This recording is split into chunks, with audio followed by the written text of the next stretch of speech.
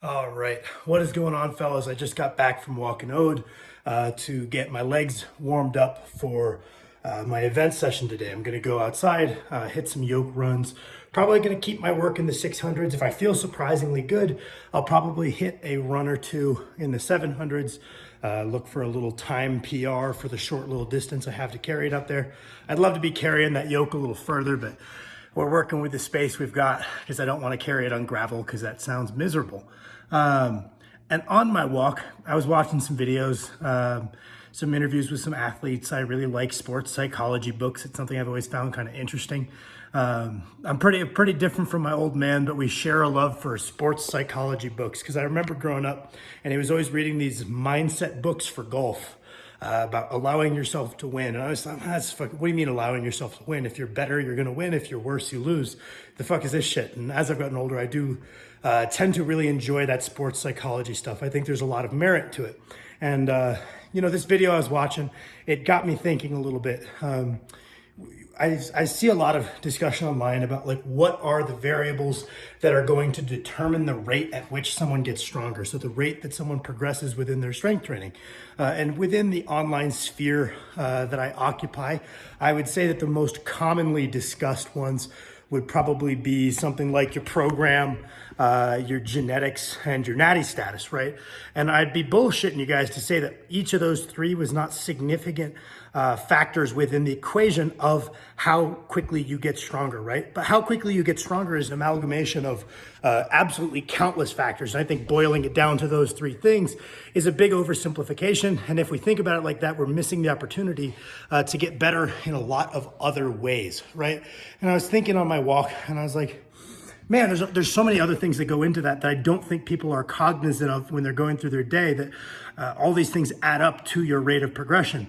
I think that thanks to, it's not discussed quite as much as those first three, but thanks to some very vocal people within our community, I think people are starting to identify that adherence to outside the gym variables is another massive cornerstone of your rate of progression. So people like Stan Efferding have been beating that drum for a while now, explaining that, hey, if you don't put in the work outside the gym, your rate of progress inside the gym is going to be squandered greatly.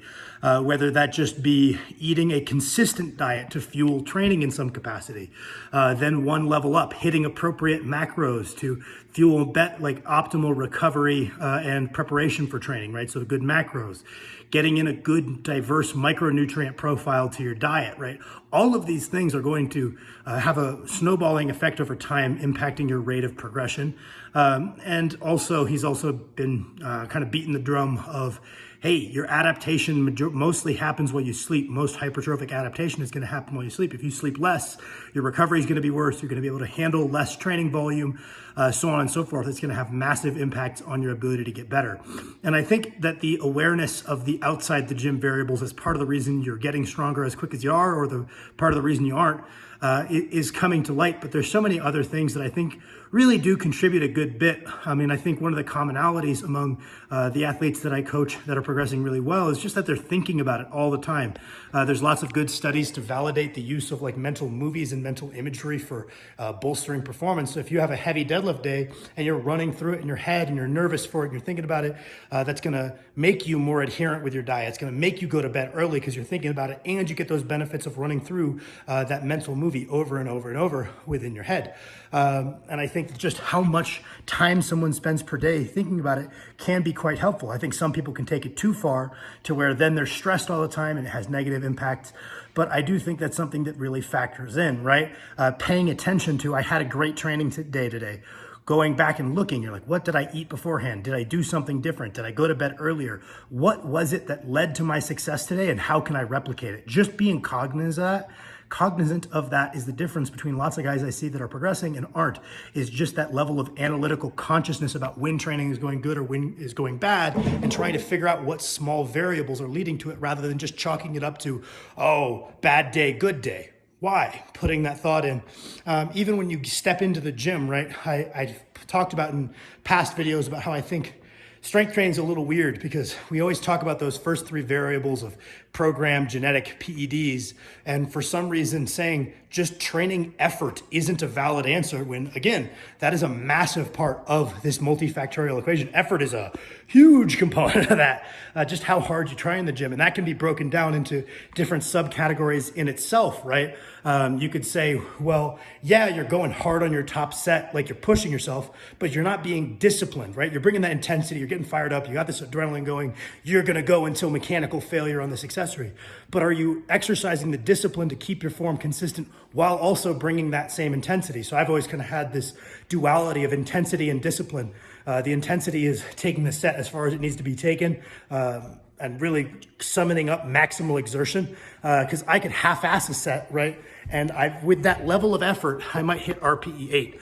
But had I brought more intensity to that set might have been a 6.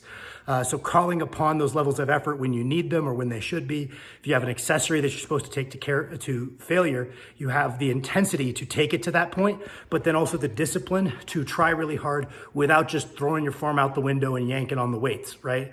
Past just that, you can just say like, oh, well, on your warm-ups, are you just going down and up with the weight so that you warm up the muscles and don't hurt yourself? Or are you being present in the moment and using it as an opportunity to practice your form, right? Because if we only practice our form and are only truly cognizant of what's going on our work sets, we get half, if not less, of the practice we would have if we thought of every time we unrack that bar, it's a chance to practice the skill we want to be good at.